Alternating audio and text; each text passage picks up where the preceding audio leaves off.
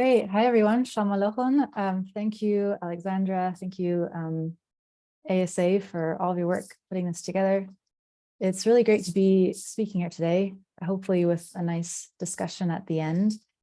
I also wanted to say before we begin that the graduate student knowledge base is really such a powerful resource within our community. I'm really thrilled that ASA has brought it to us. And I'm beyond excited to meet you all more, either today or another time, and just, see what comes from this wonderful community. But I'm getting a bit ahead of myself. My name is Tiamat Warda. I'm finishing up my PhD in anthropology at the University of Exeter. I'm not living in Exeter at the moment. I'm living on Dartmoor, but I'm in England. So if anyone else is in England, feel free to reach out. It'd be lovely to meet people in person as well. And yeah, I'm excited to share this workshop. This journey all started for me when I was beginning my master's. I felt a bit lost when I was first wanting to get my work published. And most of my peers actually felt the same way. We'd have discussions about this, and there didn't seem to be any clear, just really simple guidance and reassurance on publishing. We asked our supervisors for advice, and they were really helpful, but they'd always say things like, well, it depends on the journal. And we felt that this meant, this is a complicated thing and we'd have to know each journal really well or something. But yeah, I worked my way through. I was Googling things. I ended up taking this all one step at a time and ended up getting 8 papers accepted during my PhD as a result. So I'm really, really passionate about it. And I'm passionate about sharing what I've learned through the process to getting those published with you all. It can be challenging, but it's really not as scary or complicated as it seems. It can definitely be frustrating and time consuming, and it might try or succeed in knocking your confidence, but it is definitely something that you are more than capable of doing. It's not something for only seasoned academics. And my end goal for this workshop is that you walk away feeling capable and clear about the steps that you need to take to get published, and just feel validated in the importance of getting your work out there. So this is really just a crash course. There's no kind of fancy life hacks or tips in here. So please pop any questions you have in the chat box. I'll also share a freebie at the end, sort of a free PDF that will hopefully support you throughout your publishing journey, regardless of your experience level. So I hope that you stick around for that as well. And maybe for the recording, we can share it another way that you guys have access to it. So like I said, I'm finishing my PhD. I'm not a publishing pro by any means. I also don't claim to have all of the answers or know everything about publishing, but I also think that anyone who says they do is a bit full of it anyway. So what I do have are these published and accepted articles, as well as experience being a co-editor for a special issue of the Global Journal of Animal Law. And I'm writing a book chapter at the moment, and I've acted in the past as a reviewer a couple of times. So at the very least, what I really hope to offer you is a fairly holistic introduction to publishing as a result of these different experiences. So I've been on both sides of it, so to speak, or 3 sides of it. So at the very least, I hope to offer you, that. I think most of all, it can be helpful and hopefully reassuring to have a peer speak about these things rather than a supervisor. Like that's always been the case for me, getting tips from peers rather than a senior academic who might feel a bit intimidating, even if they're friendly, if you know what I mean. So I just want to essentially be an informative cheerleader in that sense, if that's the right way of formulating it. On that note, here's an overview of what we'll cover today. We'll start off by discussing that first step. How do you decide which paper to publish, especially if this is your first academic publication? The next step we'll address will be concerned with the journal or the journals, if you need to submit more than once, which you likely will. This step may even come before you write your article, and it really does, it's an important step. And once you've decided on your journal, I'll briefly talk you through how to understand that specific journal's publishing criteria. And this next step is actually quite significant, and sometimes it can take the longest, although it technically takes the least amount of time of all the steps you'll be taking in publishing. It's just uploading everything onto the journal's platform and clicking submit. So we'll unpack that a bit and what I mean. I'll then just kind of really briefly touch on organization. This is very nerdy, but I think it's an important step. It's also related to the free download I'll be sharing with you at the end of this workshop.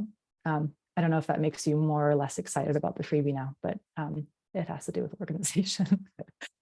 Then we'll think about reviewers, like who are they, how might we interact with them, and all of that. And I hope I can maybe ease your nerves if you have some nervousness about that.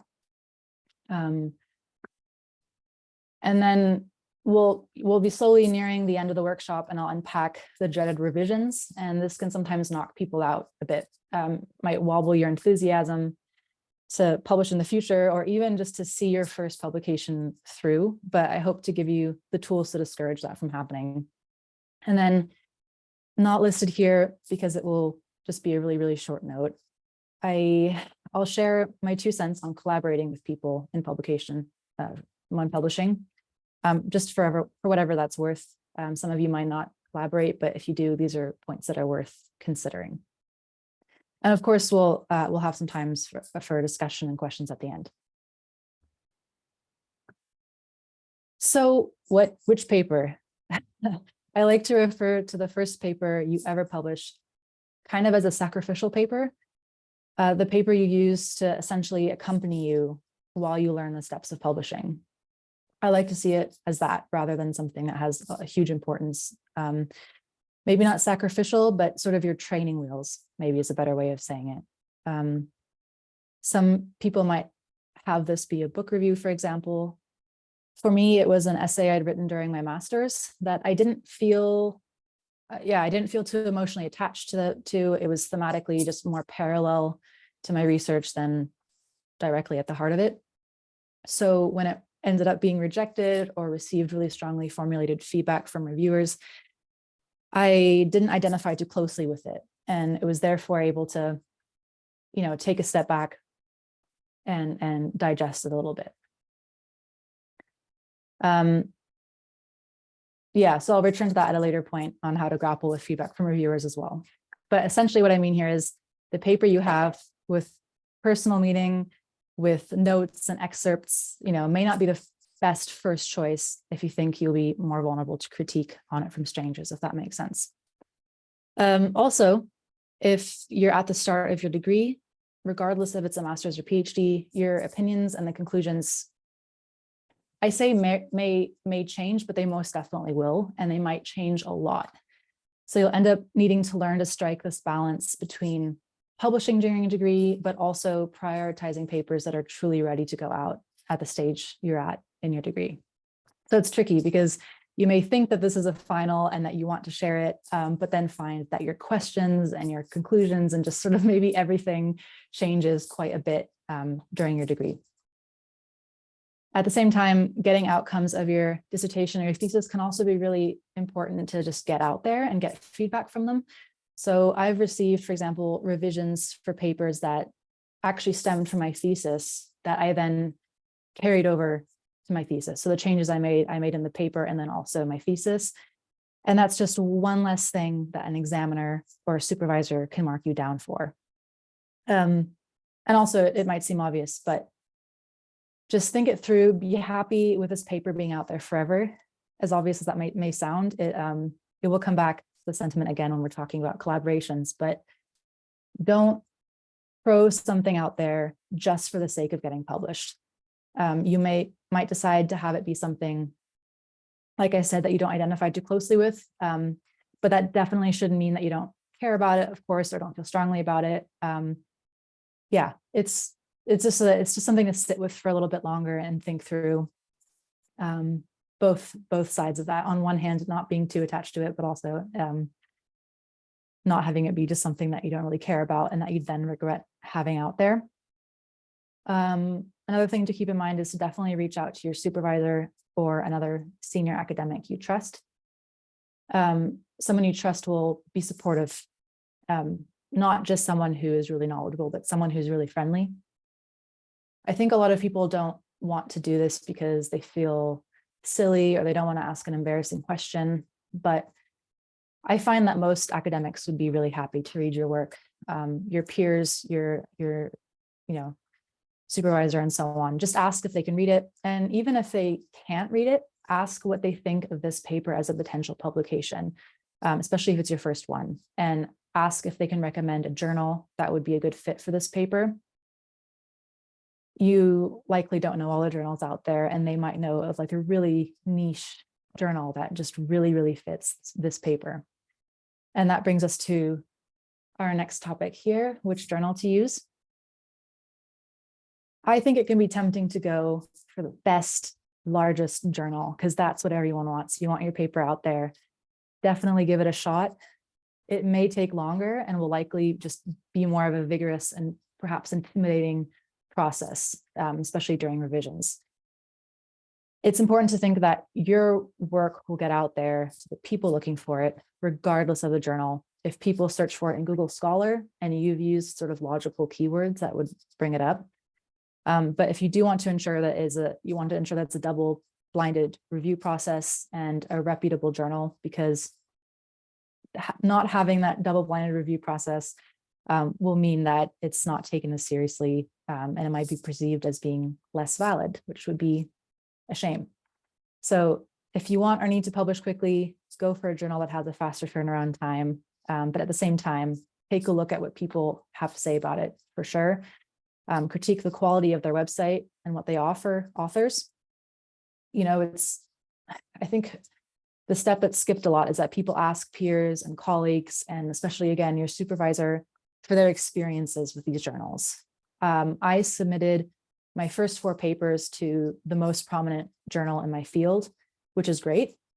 But if I had asked others what their experiences were with this journal, I probably wouldn't have submitted there, just because I didn't know at the time that they have a roughly 2-year turnaround time, which is kind of insane. And it's just because they're so large and they have so many, publications to work through. And that really added to my anxiety. I had papers accepted and then not published until years later. So don't be afraid to ask questions and reach out to people about their experiences. And additionally, just make sure that you familiarize yourself with the journal scope. So read the articles they've published in the past, at least skim through them, and see if your paper fits in with what they're putting out there. For example, if you want to incorporate some Aramaic words into your paper with English translations or something, do you think this journal would allow that based on their publication history? Are they someone who would be open to like a multilingual thing? Or, have they published on anything to do with Assyrians or Assyrian identity before, for example, something like that.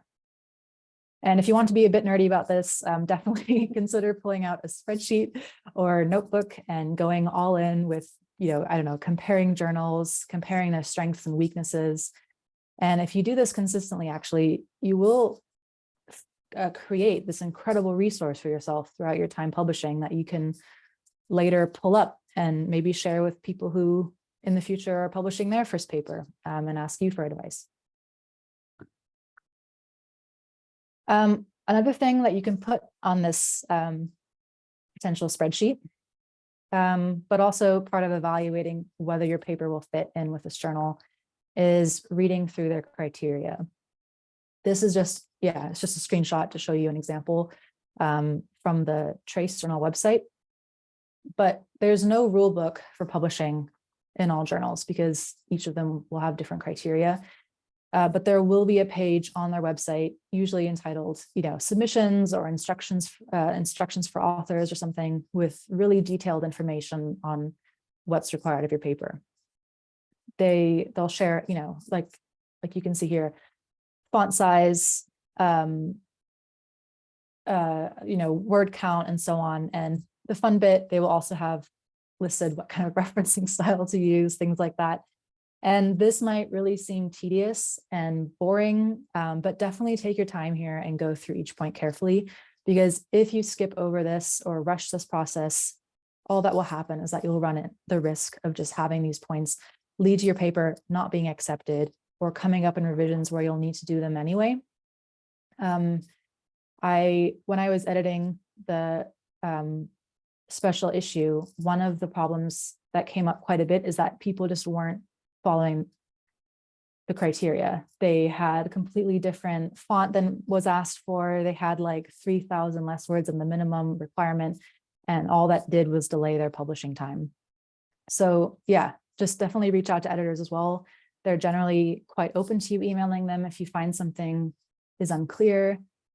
As an author, I've had it before where I was unsure what the minimum word count was and just asked the author and asked the editor, and they were really, really helpful, really friendly. So rather than stress about submitting the wrong thing, just send them a really friendly email and then ask them. Maybe not directly relevant, but using a referencing manager like Mendeley just comes incredibly handy when you're aligning your paper with the journal's criteria. It just allows you to change the referencing style in seconds rather than spending days just like sitting at your desk, changing little details in a referencing list. Like no one wants to do that. It's a pain. Otherwise,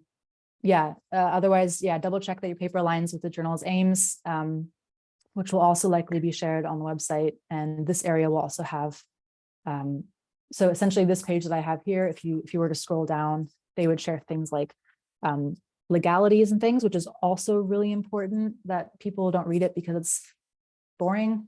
But are there fees attached to publishing with this journal? Who owns the rights to the content of the paper? Will it be open access? Will it be free if it's open access, or is it paid? Like all these different things, really important to read before you even submit. And obviously make sure you're only submitting to one journal. But that's fairly straightforward. Okay, this can be the hardest part, submitting your paper. Like I mentioned at the start, you might feel that your paper is not ready. You might keep polishing it, rereading it over and over, and maybe even feel like that you as an individual are not enough of an authority on this topic or not senior enough in academia to publish in the first place. You might feel general just imposter syndrome. I think we all feel that. And perhaps just the thought of receiving critique is just like crippling you from submitting. But just know that these are just the critics in your head. I call them like little critic gremlins. And so rather than believing all those little gremlins, just sit down somewhere quiet. I like to go on a walk or something with my dogs, and I just directly address each one. Like, okay, why am I not capable of publishing? My supervisor is supporting my efforts to publish. I feel my findings are worthy of seeing the big, wide academic world. My argument is strong, and I gave the writing process my best shot. Can't really do much more than that. So why not publish? And often when we do that, and when we confront these negative thoughts, we can actually see for ourselves how silly they are, or sometimes even how false the reasonings are behind them. It's not a life hack. There aren't any hacks for this step, but the only advice is really just to seek, other than that, to seek your academic community for support and be kind to yourself. Once you've taken the steps and you've gone through this process, that is the way past that and the way through that. It's an unavoidable aspect of publishing. And I hesitate to say things like, just believe in yourself. And it's not that bad, because like it does seem that way when you're in the thick of it. And I think most everyone can relate to that feeling. It's not known for being one that you can just get over. But I think as you've dipped your toe in once or twice and taken yourself by the hand through this process, you'll start to learn how to deal with those feelings and thoughts. And for whatever that's worth. But once you have submitted, after initial emails from the editor, it will likely just be radio silence until the reviews come in. It can be a bit I don't know, I had a bit of anxiety the first couple papers I submitted when I didn't hear anything, but don't worry if that happens. Even if you don't hear anything for like 2 or 3 months, that is normal, and there just isn't anything to update you with. But after 3 months is usually when I give the editor just a polite little nudge inquiring about my paper. Most journals will have an area also where you can see your uploaded article, and it might show what stage it's at. Like it might say 2 out of 3 reviewers have read your paper or something like that, or submitted revisions. I think it's really quite overwhelming being an editor, and I think that when we publish, it's important to keep that in mind. But especially if you have a deadline, it's appropriate to inquire really politely and friendly about it. And even if your first emails don't receive a response, just allow some time for them to respond. If they're really busy and flooded with emails, about a month or 2, but don't, after you've submitted, don't feel nervous or like you're imposing by sending them an email asking about what stage your work's at. Okay, here we go. I am fully revealing my nerdy side here, but this really helps. Once you've submitted, I would recommend you document when and where you've done this. I'll share this spreadsheet, well, not this actual one, but an empty sample at the end of the workshop. But I designed this spreadsheet and I use it constantly. It's especially once you've submitted more than one paper, it really comes in handy. In particular, particularly when one or more of those papers have needed to be resubmitted elsewhere. It can be pretty easy to lose track of where you've submitted and how long ago you submitted. I have had to send more editors than I'd like to remember a query email regarding one of my papers to ask for updates on their status. So this is something you'll likely have to do as well. So it's just really helpful when you can think, oh, I wonder what's up with that paper I submitted. And you can just see how long ago you submitted and or sent revisions, for example.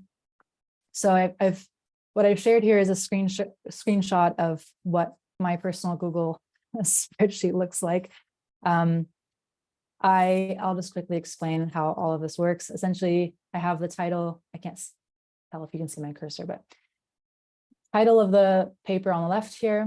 If you have any co-authors, you can list them here. Down here, you can see co-authored with Chris and Tom.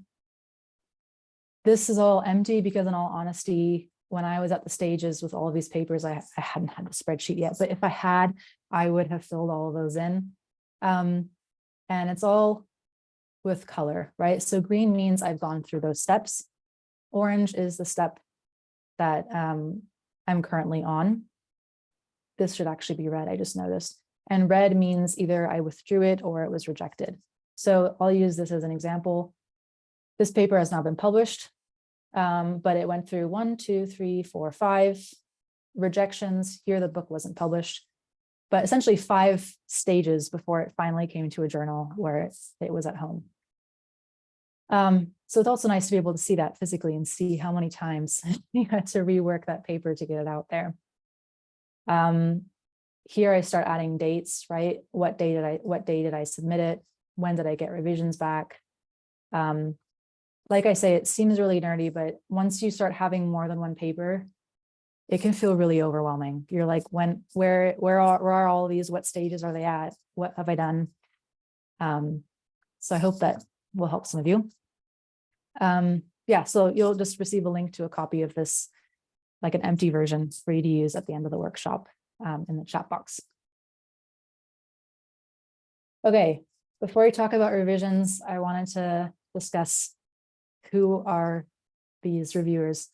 I feel like there is quite a bit of power in being a reviewer, even though the editor makes the final decisions. I don't know, like for me, when I first started publishing, I assumed that all reviewers were major academics, like quite a lot more senior in academia, and therefore just knowledgeable about everything in the world than I was. And many of them are, I'm sure. But I think it helps as someone who may not have published yet or who is generally just kind of dipping their toe into the process to know that reviewers are just people who have published, have submitted a paper to this journal. So once you have published, for example, you may also be contacted to be a reviewer, which means that if there's a paper about like, you know, orangutan conservation, and you have marked your research focus as being orangutans, the journal may contact you in the future to review it. So the same goes when you submit a paper, the editor will contact academics with varying degrees of experience with the topic of your paper. And there isn't an endless pool of choices, and many academics may be too busy or they're not interested in your topic. So it's generally quite likely that you don't have a reviewer who knows anything about your topic.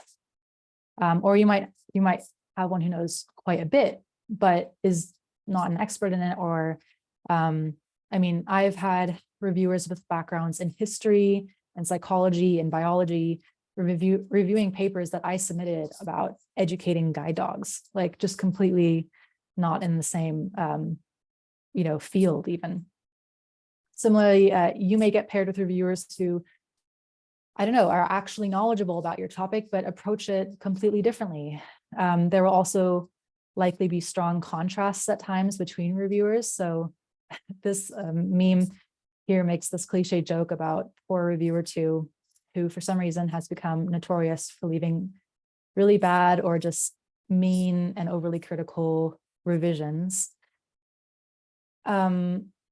You may be a quantitative researcher, and reviewer two may be hoping for a qualitative approach, but may just formulate this view in a way that brings you to tears. This is, I find, still a really disappointing aspect and a common occurrence within academia. I think it's important for us to speak out about it as well. And a critique I actually got from a reviewer was that the article that they had read, sorry, my dog's just bumped into something, that it was too easy to read, my academic article, essentially. They said that it read like a novel, that it was not, I don't know, academic-y enough for them. But the difference was that I was writing an ethnographic piece. So when you're writing an ethnographic piece, you're bringing in direct quotes from interviewees, and you're using descriptive writing, and that's central to that research, right? To that research approach. And they were likely coming from quite a different field where a quantitative approach was more encouraged. So I ended up actually pulling that paper out and not publishing with that journal. And when the editor asked why I withdrew, I explained to them that I didn't find it appropriate to have someone without an ethnographic training reviewing an ethnographic text, but also editors should be regulating the way they allow reviewers to speak to authors. In this case, the example that I just shared, the reviewer had spoken really rudely and was being blatantly hurtful. Like they were just saying, like, there's nothing worth mentioning in this paper. Why would this ever get published? Like really mean things. And so I told the editor, I feel like part of the editor's job is to look at that and say, is this okay to send out to an author? And I told them, I've published before. I didn't get knocked too much about that. I just kind of cursed a bit and said, well, I'm resubmitting somewhere else. But if someone was submitting their first paper ever, for example, they might have been really, really upset and never published again. And I feel like we should move past that in academia. So also don't feel free to, I find it important to speak up about that and hold editors and reviewers accountable for their way of engaging with us as authors. So in a really friendly way, you can state your opinion and either continue to publish with them or withdraw your paper, whatever works for you. That brings me to receiving those revisions. Generally, your paper will come back either directly ready to publish, which bravo, if that's the case, that is really that would be amazing if that happened. Quite often it will be declined. That is really normal. Just reset, resubmit. It happens to everyone. Or you'll have either minor or major revisions to do. So if it gets directly declined or declined as a result of reviewer feedback, just again, treat yourself with kindness. My process is usually to face the revisions, give them that one read. I'm usually clenching my teeth and feeling like a failure and at the brink of tears, but I just read it once, and then I put that paper aside for as long as it takes. One paper of mine, I put aside for about 6 months, I think. Others just a couple days, some a few weeks, it doesn't really matter. Just whenever you're ready to go through the whole process of submitting and reviewing and all of that again. But just, yeah, take that time and step away from it. Allow the emotions to cool, have some chocolate, talk to others about how you feel, and then just like slowly ease your way back into it. And when you do return, don't shy away from the critique. Why was this rejected? Is there something that I can or that I want to change for this next round?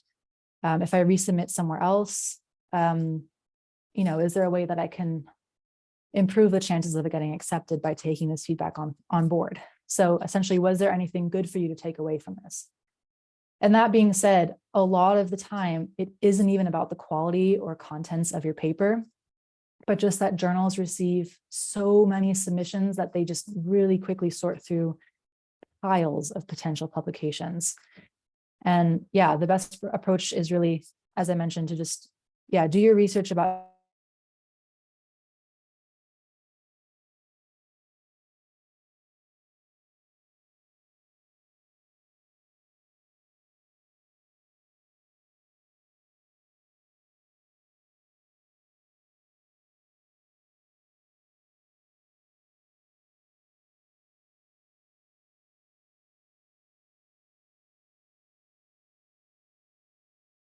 others in your field.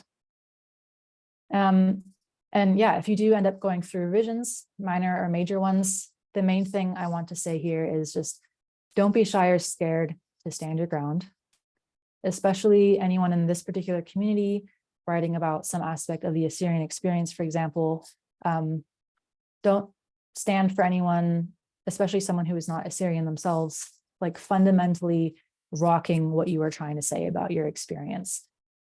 One of the main things I would hear from peers is like some version of like, oh, reviewers want me to make all of these changes and I don't agree with it, but also like, I want to get it published. I don't see why I should do it that way, but maybe I should just like edit it a little bit to make them happy. And like your paper just becomes like a completely different version from what you had submitted. I think it's important to remember that revisions are suggestions. Ultimately, it is the editor who will say, this is a good paper, we'll publish it. What the reviewers are giving you are suggestions. If you are able to present your reasonings for not making the revisions, do so, and then don't do them. If you can't think of a good reason, maybe like it is something that would improve your paper, but presenting your reasonings for not doing revisions will not on their own result in your paper not getting published. It's actually really normal to do that. And like I say, it will be the editor anyway who approves your paper. But back to the process of revisions, the editor will send you the document with comments and suggestions in it from reviewers. And then you'll also receive commentary like from each reviewer. So there will usually be about 2 or 3 reviewers, and the editor will tell you when you need to resubmit revisions by. You'll usually have a good amount of time to do it. And they will also usually have the comments from the reviewers at the end of the email they sent you. In addition, sometimes instead of that, they'll have a separate document where they'll have like direct comments in the document, like of your manuscript. So even if your editor doesn't like explicitly tell you to do so, I've put some examples here. Respond to each of the reviewers' comments and suggestions individually, because whether they're good revisions or ones that you think are bad, they did invest their time in you and in your manuscript. And you also don't want to start like a bitter negative discourse with them. So just regardless of their tone, try to keep it polite, because it's also, just to speak from only 2 experiences that I have being a reviewer, it is difficult being a reviewer. For me and for peers of mine who have also been reviewers, we've spoken about how difficult it can be to write something in a truly neutral or maybe even like friendly way if major change is needed. It can, like if so much, like you need to essentially say like, all of this needs to change, but like, good job. And, it can be difficult. And it's sort of like when you read a text from someone versus when they explain it to you in person, it's a bit like that. You might sometimes put tone into what the reviewer is writing that they didn't intend to have in there. So that's also something to keep in mind. When I do this, I usually make a separate document for each reviewer. I copy and paste their comments over into that document, and then I add my own replies, like indented the way I have here. I just make it kind of like a strong contrast between what they said and then my response, and break it up into each single point that they made. So yeah, if you disagree with a suggestion and you've decided not to implement it, this is the place to explain your reasoning. If you did make a change they asked for, direct them to where they can find these edits in your manuscript. Tell them maybe the page number or the line if you have the lines in your manuscript. And like I show here in my example, if it was a smaller edit, I sometimes just copy and paste it into my response. So I might say, thanks for your suggestion, blah, blah, blah. I've reformulated, I don't know, this sentence. It now reads as follows, and then I'll just copy and paste that sentence in. Because I just think reviewers will really appreciate that extra effort on your behalf to save them clicking back and forth and searching between documents. So just remember throughout this process to continue also to, even in those responses, to remain anonymous. Obviously, it might go without saying, but I'll just mention, like, don't sign off your responses with your name or anything. Just continue to keep all of that anonymous. And once you've done all that and you've submitted your revisions, it could be that there is another round of revisions, which is always fun. This could be the case even if your revisions were minor. But yeah, otherwise you'll receive an email stating that your paper has been sent on to the copy editor, if your revisions were accepted. And the copy editor will then eventually send you a proof of your paper, and you'll give that a final read through and approve it and send it back to them. And then essentially that will be your first publication. More and more journals are publishing papers on like a rolling basis as well. So you might not have as much of a delay and have to wait for a whole journal issue to be published. But I just wanted to mention, because I focus on how to publish a single author paper, that you can, of course, and you likely will, co-publish some papers.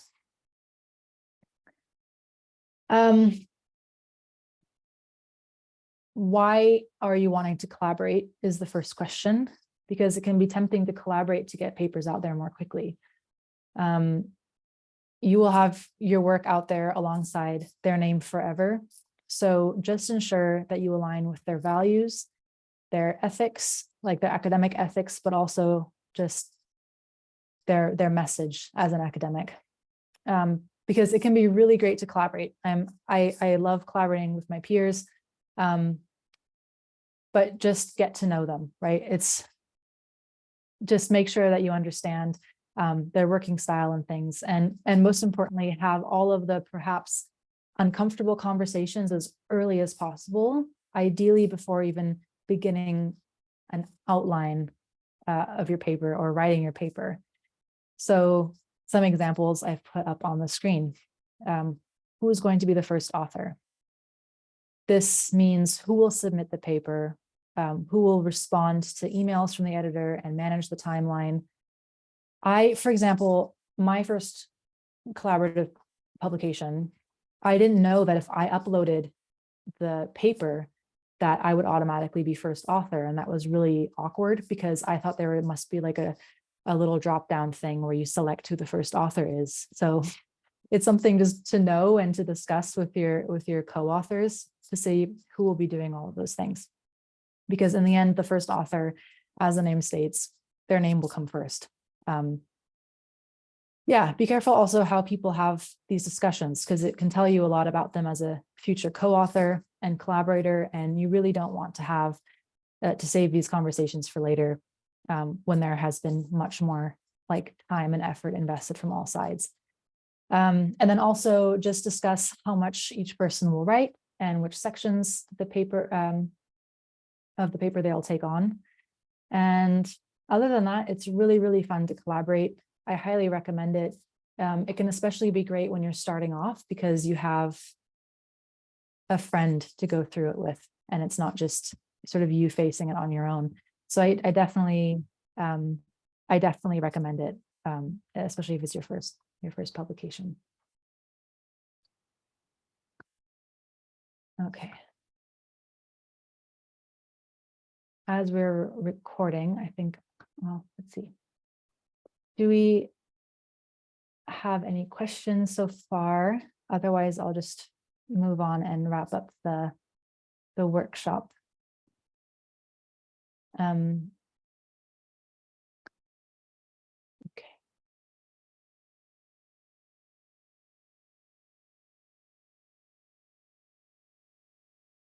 Well, thank you so much for watching this conversation. If you'd like any one-on-one conversations with me, I do offer a consultation service called Smiling Scholar.